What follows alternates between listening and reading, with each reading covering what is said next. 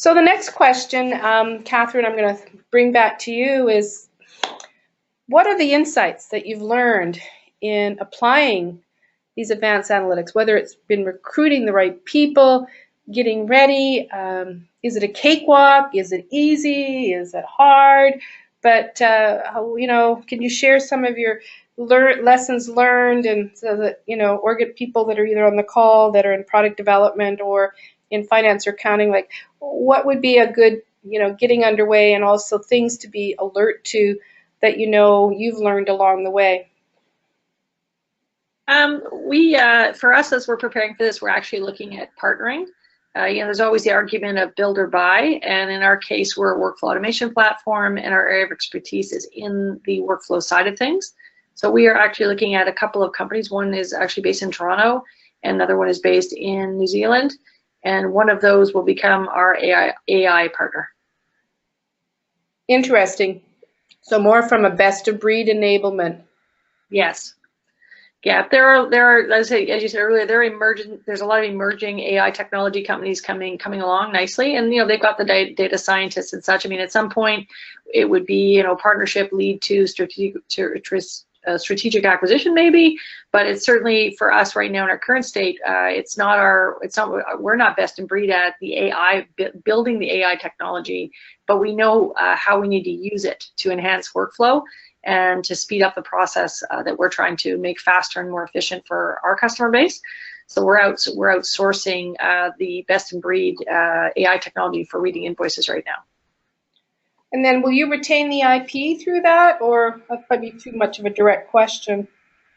Well, only if it relates to what we're doing once we embed the AI technology in our system, like what we do with it. If we're, if we're doing code suggestions, or if we're doing anomaly detection, that type of stuff will end up being us.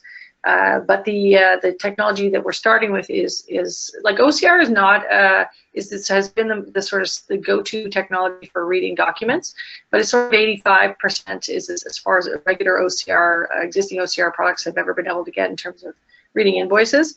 So the AI component is what takes it up to the human level of data. So we want to eliminate data capture for our accounting teams. And the way to do that, it doesn't work with OCR. You can get it to 85% captured, and then they have to fix it, and it doesn't really save them any time. So the AI component brings it up to. So for now, we use humans to top it up, and we need to be able to move from a scaling perspective and a future leverage perspective. We need it to be an AI-driven capture service, and that's really what we're trying to get at now. So that's only been recently that technology's even been available. Recently, as in the last couple of years. So it's still there, and there are very few companies that do it. Cool. Well, I think everybody here on the line I know is learning a great deal, and I think one of the realities in this area is, you're right, you can't do it all. You can learn and evolve, pick the right partners that have the depth to manage the risk, test the solutions, and then obviously through that learning curve, you can start dealing with different org design models. Well, congratulations, Catherine and team.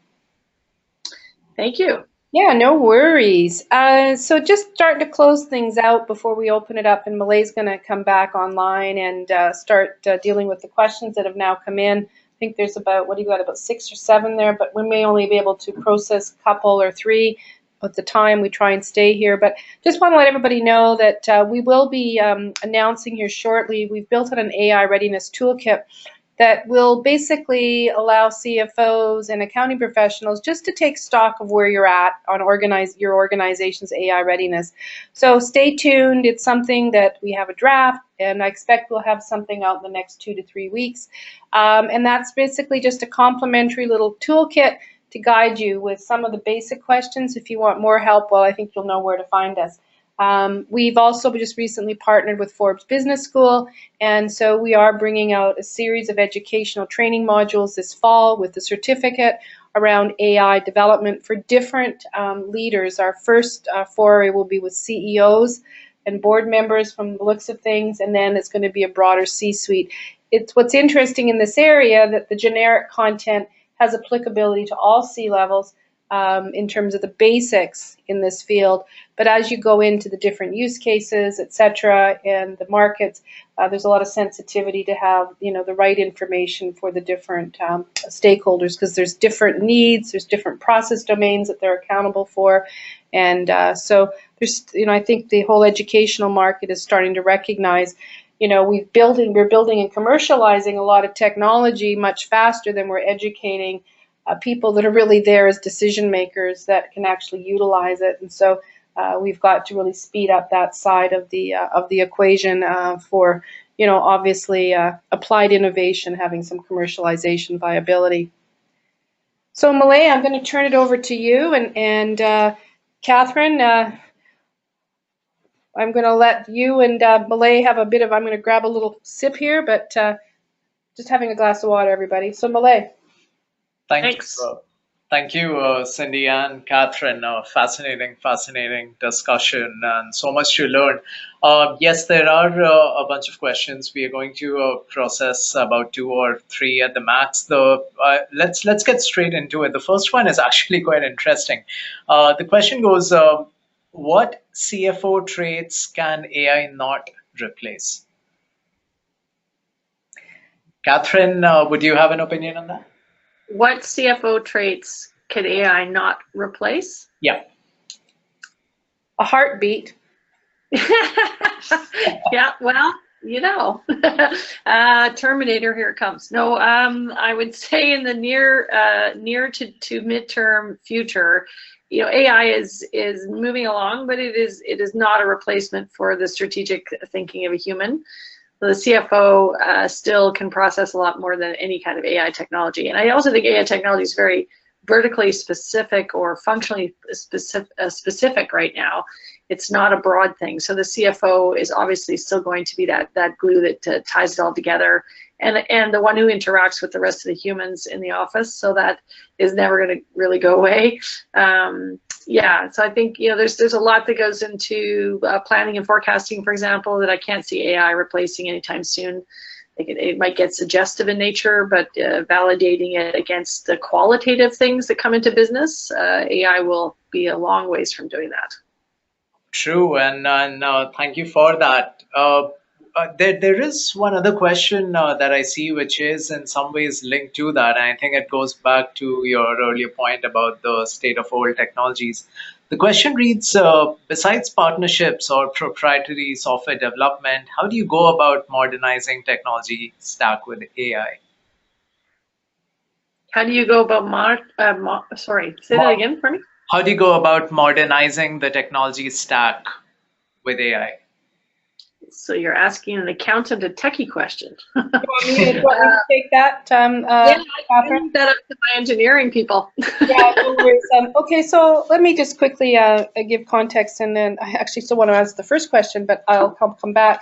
So I think the first thing is put the technology stack aside first, and really look at the processes that you've got accountability with in your financial functions, and understand what data is there and the quality and the health of that data first.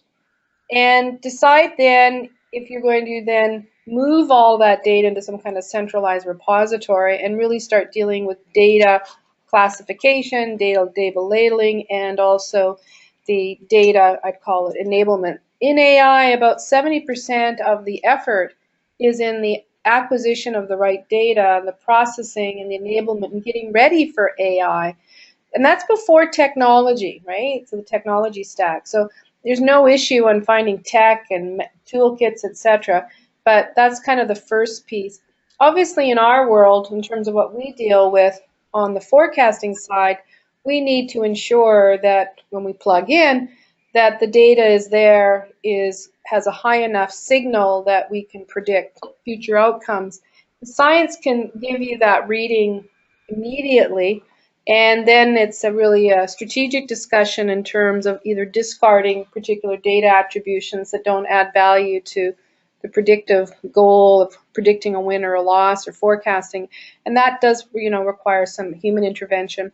But again, going back to, we often get enamored with the technology and the AI, but if we don't get focused on the data and getting that organized, you can't really add much value for AI. AI is a hungry little beast, and the more data it has, the happier that the dragon grows her wings. On the other question you asked, Malay, because I know you've got another question, in terms of the CFO, I have a vision. I have a tendency to think 1,000 years from now. It's been a strength of mine.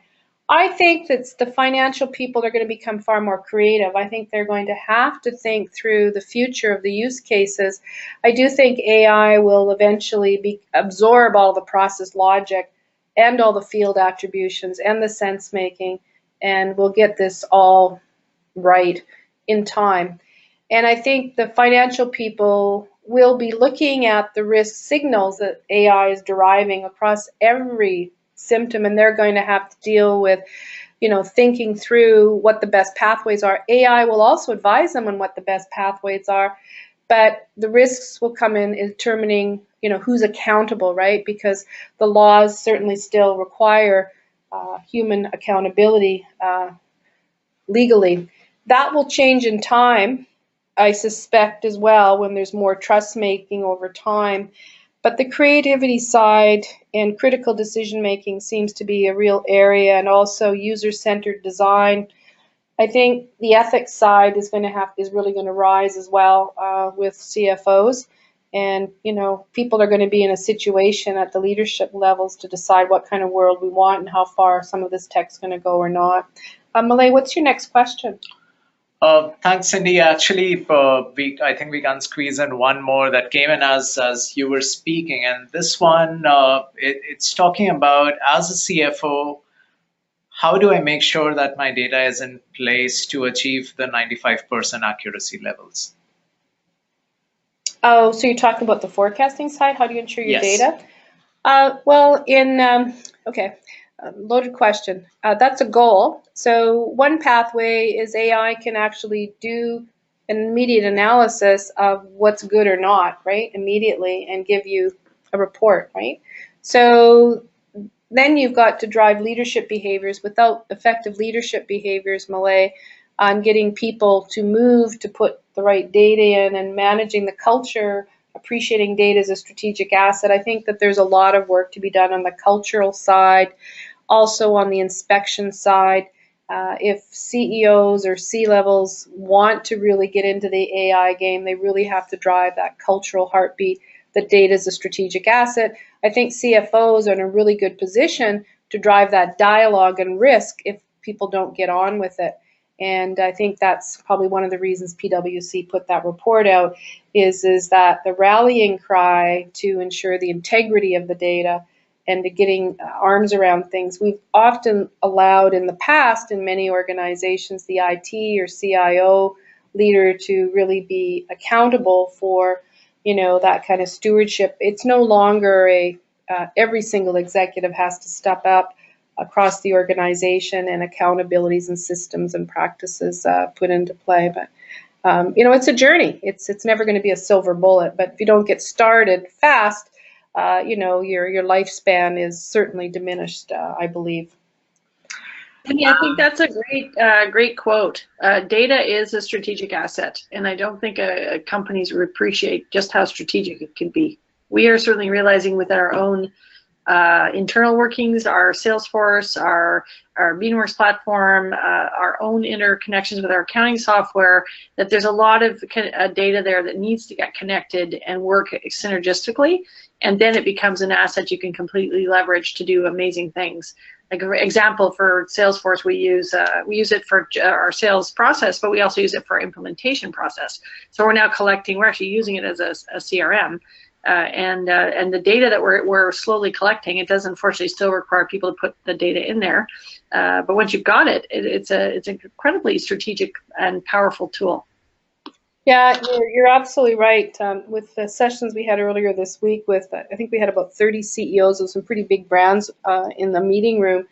They haven't been held accountable, CEOs, by boards, in terms of a risk and what is the health of our data, and a real deep dialogue. So, there's still a lot of education there. I think the awareness is coming as people say, how do I apply AI? And now they're faced with, well, let's get the data right. So yeah, you're right. It's that's the cornerstone.